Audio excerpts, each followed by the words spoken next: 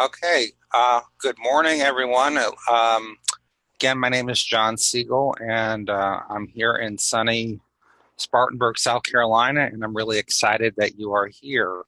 If you can, take a moment to complete this brief survey.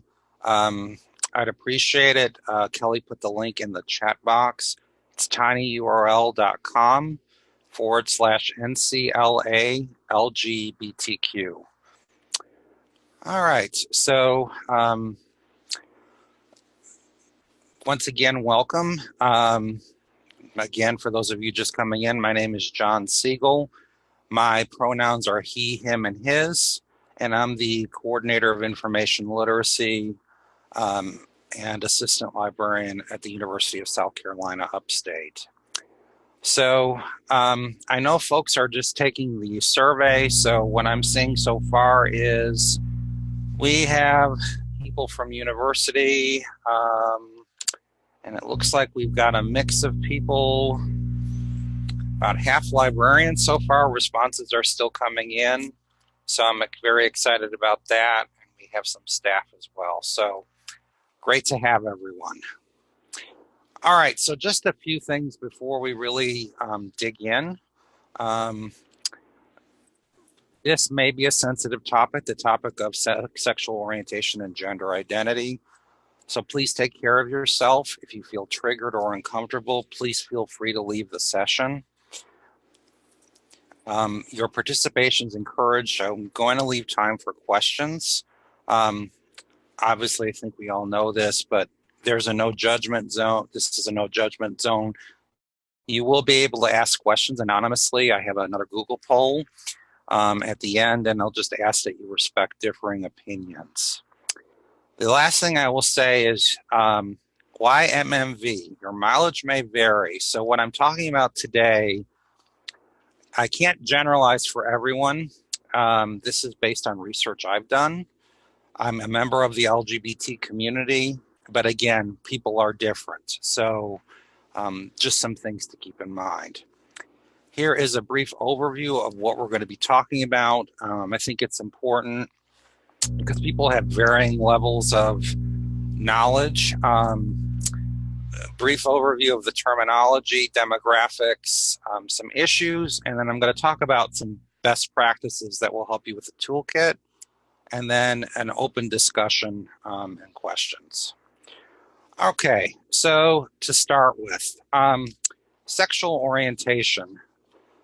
So sexual orientation pertains to attraction, and attraction does not have to necessarily be just sexual. There's also emotional or romantic attraction as well. So here are some terms that make up sexual orientation. This is not a full list. One of the challenges is the terminology is constantly developing and changing. So these are some of the more common. We have gay, lesbian, bisexual, of course. Ones you may not be familiar with, asexual is no sexual attraction or no desire in sexual activity. Pansexual is attraction to others regardless of their sex or gender. And demisexual is someone who's sexually attracted to men or women, but only if they have a strong emotional connection. So then there's gender identity, which is a separate concept. Gender identity, I liked this definition from PFLAG, is referring to a personal sense of being, who someone is and how they identify. So some examples of terms is cisgender, and this pertains to gender identity. Their person's identity matches the sex they were assigned at birth, which the sex assigned at birth is, we do that based on genitalia. Transgender is gender identity that does not match someone's assigned sex at birth. Then one that's more fluid is gender queer. So someone can identify as a combination of a male, female, neither, or both. And again, I want to stress, we lump together LGBTQ, but sexual orientation and gender identity are different. So you could have somebody who is transgender who is also gay or lesbian, for example. The Q. Q may stand for other things, but a lot of times it stands for queer. Now, this has different meanings depending on who you ask. Some people like this because it's more encompassing. And it could refer to sexual orientation or gender identity. A lot of times people say it falls, they like to use it because they fall on a spectrum. This could still be considered offensive to some. The best thing to do is let the other person indicate their choice of terms and ask and don't assume. In terms of gender identity and sexual orientation, this is something called a gender unicorn, which really demonstrates the spectrum of gender identity. There's also expression and sexual orientation or physically and emotionally attracted to. This is from the Trans Student Educational Resources. Some of you may be more familiar with the gingerbread man, but this is seen as more encompassing because of the different spectrums. And this is available online. I've got a link for you at the bottom. So here are some examples of resources for vocabulary. Again, the vocabulary is changing. PFLAG and GLAD, I like these resources because they not only have recommended language, but they also have terms that you should avoid. So numbers. One of the issues with LGBTQ college students is we don't have really good statistics. Enrollment data, except for a few colleges, is typically not collected. So I've got some estimates here. About 4.5% of people in the US identify as LGBTQ, and then you've got a little over 4% that are either college graduates or have some college.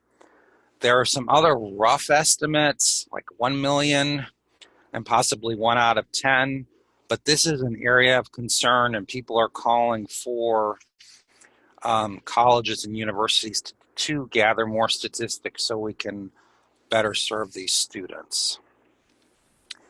So in terms of issues, there was a study done at Rutgers at the Tyler Clementi Center. The researchers looked at over 66,000 students. They analyzed a bunch of surveys, including the National Survey, of Student Engagement, or the NSSE. And just some things that stand out to put it in perspective. Harassment and discrimination is common. They found sexual orientation in terms of harassment and discrimination in some cases is 10 times higher the rate than heterosexual peers. And gender identity is at least, in some cases, 3 times the rate. Sexual victimization, twice the amount of the peers. And then thoughts of suicide, 1 out of 5 for sexual orientation. And then cases of gender identity, for instance, transgender, it's 1 out of 4 in terms of rates. Interesting things, finances, problems with roommates, drug use, eating disorders. Another factor is also homelessness. And when we look at how does all this contribute to student success and what we can do, there was a study by Garvey et al. And that looked at a group and a literature review by Wexelbaum. And these are some things that pertain to retention and graduation. So Campus climate's important because it's important for students. They identify as being welcome, safe, received by faculty, staff, other students, safe spaces. In terms of institutional support, um, important to have campus resources such as an LGBTQ resource center, and also supportive policies and actions in place. And some of you may be familiar with safe zone programs, um, which are for sort of support system.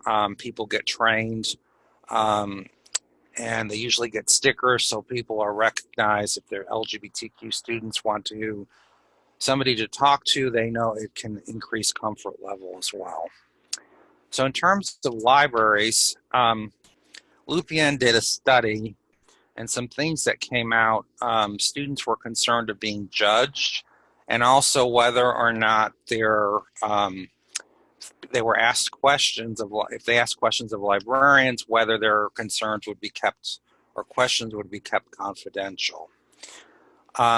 I did a study, and I'm in the process of working with some co-authors, and I'm hoping, knock on wood, it will come out soon, about librarians' perceptions and attitudes toward LGBTQ information needs. And it's not specific to instruction, but it could be tied along to give some factors.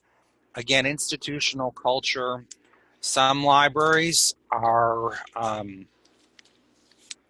not as, in terms of collections, and they may not collect as much. There could be backlash.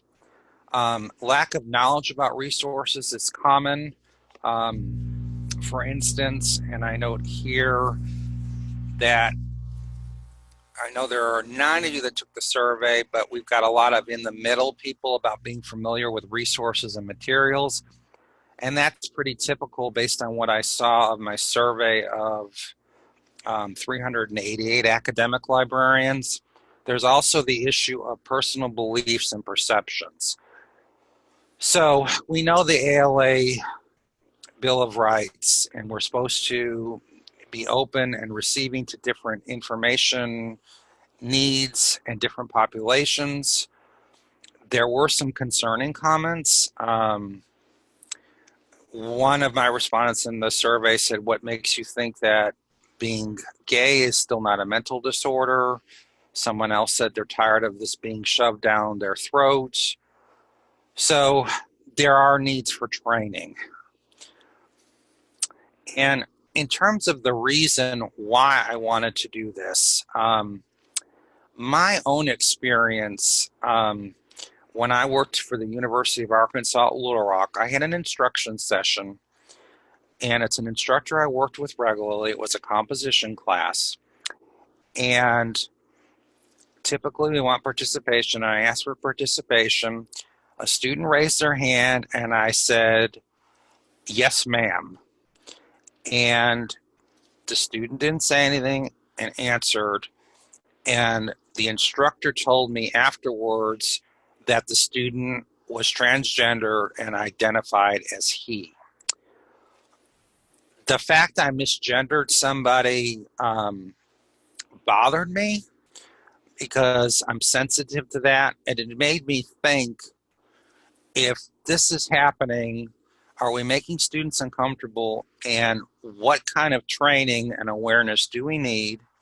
The other issue is, I'm finding, and we can talk about this, more and more students are doing research on LGBTQ topics, same-sex marriage, adoption, sports, and it's not just happening in LGBTQ specific classes. There are increases in those, but I'm finding even in composition classes, first year experience, students are interested in those topics. So in terms of best practices, so here's my first one. Using names and personal pronouns. So a little bit about pronouns.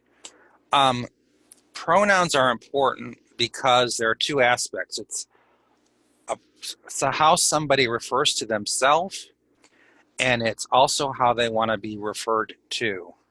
These may be gender specific or neutral, and I've given a link to the UW Milwaukee LGBT Resource Center because they have a full list of common questions and suggestions. So here are some examples, and most commonly we're familiar with she, her, hers, he, him, his, gender neutral, they, them, theirs. Then there are some other pronouns that can be more gender neutral. Z or Z, spelled Z-E or Z-I-E, which is for she, he, or they. And then here or here's for her, hers, him, his, and them. So students and other people of the LGBTQ community may use these. The one thing I will point out is never use it or he, she. Those are offensive terms. So in terms of classroom, one of the key things you can do if you don't do anything else is begin your session when you introduce yourself and use your pronouns, just like I did in this session. My name is John Siegel, and my pronouns are he, him, and his. That sets the tone and makes people aware of being receptive and open. And again, student participation, as I talked about before. So what are some things we can do to help prevent misgendering, show respect, and promote diversity? So when students raise their hand, for instance, and this is what I do, I first ask for their name and personal pronoun. And the question to ask is, some people may say it differently, but it's recommended, what pronoun do you use? What's your name and what pronoun do you use? Now, some instructors I've talked to, librarians, are concerned, well, is there going to be backlash? Well, I've had this happen. Two responses you may get. Student may be unsure and look at you, so then you guide them. Okay, my pronouns are he, him, and his. What are yours? There may be laughter or an unexpected response. Now, this does not mean students are being disrespectful. They may not be asked. So if this comes up, all you have to do is keep it short and sweet. It's happened to me. We don't make assumptions, and there is respect for people of different gender identities. Don't dwell on it, brief and to the point. A lot of times what this does is I've found students may look at you strangely, but once this happens, they tend to, if you forget to ask, they tend to ask again. You didn't ask my pronoun. So, and I had this happen in terms of teaching evaluations. I did this last week in a psychology class, and I had a student comment that they felt respected and that they wish more professors at USC Upstate did this. So in terms of some best practices, don't assume based on looks. For instance, you could have a cisgender male who has long hair and no facial hair. You could have a cisgender male that has gynecomastia, that has lots of breast tissue. So you can't just go based on looks. Avoid gender-specific references as much as you can, such as yes, sir, or yes, ma'am. Instead, if a student raises their hand, you could say just yes. You could also point to an item of clothing, yes, in the green, for instance. And if you're not comfortable with anything else, just ask students and refer to students by their first name. John says this, John says that. Jason says this, JC says that. And most important, sincerity is what matters. Mistakes happen. If it happens and you make a mistake, just apologize and move on. My second best practice is incorporating content, LGBTQ content instruction. So here are some examples of what I do, and I'll show you. There are LibGuides, and I also do in some of my handouts, worksheets, I use examples. So the other thing is when we talk about searching databases, I like to talk about acronyms, and I will use PTSD as a lot of the one I use, but I also give the example of LGBTQ.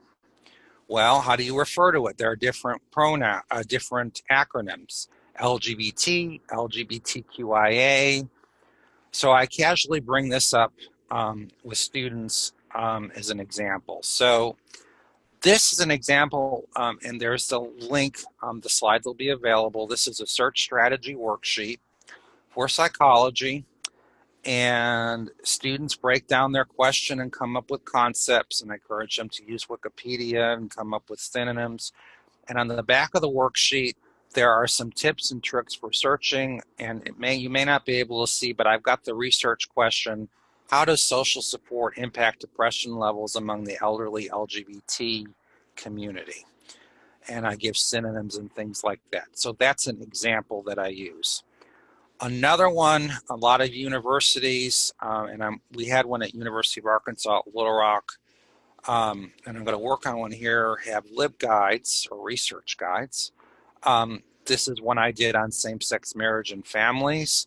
There are different resources here. I talk about the Ogerfeld versus, I think I'm saying maybe slaughtering that name, versus Hodges, same-sex marriage. And here are some legal resources and my contact information. The third best practice is using critical information literacy. So what do I mean by that? A lot of you have probably heard of this concept. They talk about this as a feminist perspective. The easiest way I explain it is you're incorporating and investigating the political and social aspect of information.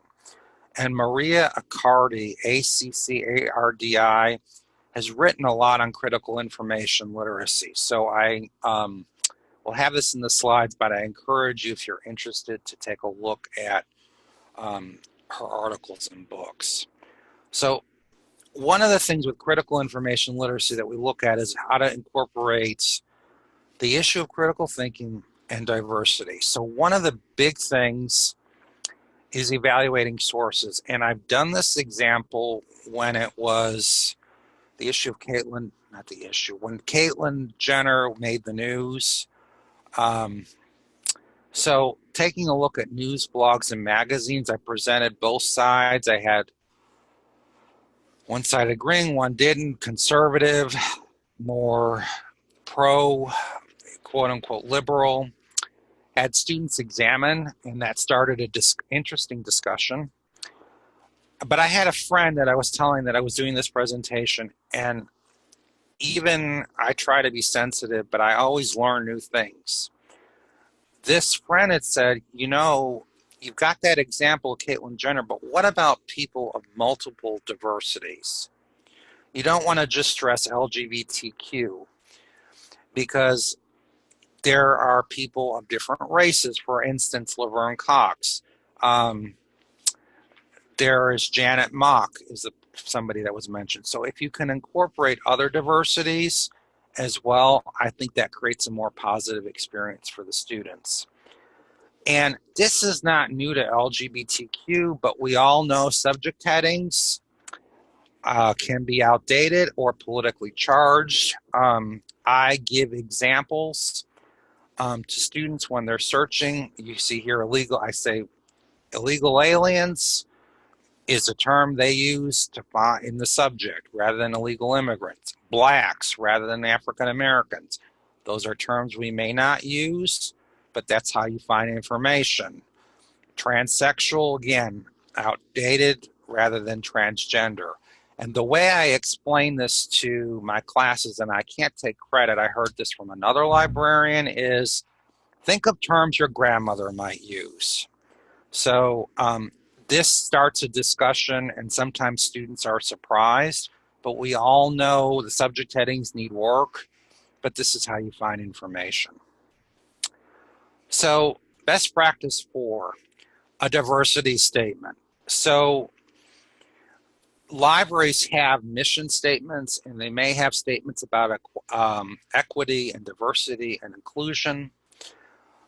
But I thought this was interesting that having a statement actually in your instruction program mission and goals can show a commitment to diversity. And I give a link here to Western Illinois University, and I'm going to read their statement. So one of their goals is social responsibility for their instruction program. Library instruction faculty work to provide an understanding of information fluency in context that fosters equity, diversity, cultural, and community fairness for all students in all situations, for all disciplines, during and beyond the academic experience. So it's short, but very impactful. And I think it's important we can share this with stakeholders, students, faculty, and I think it sets a really good tone. Also makes librarians, it puts it to the forefront and makes librarians think about things. So my last best practice, I don't have a top 10, I've got a top 5, is learning about LGBTQ materials. And I mentioned that sometimes in my research, librarians struggled with finding materials, not knowing where to refer patrons. These are some resources. This is not all inclusive. There is the ALA, Gay, Lesbian, Bisexual, Transgender Roundtable Professional Toolkit, which has award winners. There is a Stonewall Book Award. There are book reviews, bibliographies. There are also resources for collection development. And I looked, and the people that took the survey, it looks like less familiarity with resources and materials. So these are really good sources. Another one for academic libraries is resources for college libraries, or RCL, which is subscription. I was one of the reviewers for their LGBT section, so that was just updated. Then a lot of you are probably familiar with Choice Reviews as well. They have a really strong section. So before we get into sharing, I think the other thing I will mention in terms of training is I mentioned this topic here, and there were staff that were interested, and another librarian said, you need to do this for our staff. So during one of our meetings, I think if you can offer professional training opportunities, like webinars, options for people to discuss in an open environment, I think that is all beneficial to keep people up to date and also help them feel more comfortable. So with that, I'm going to open it for questions.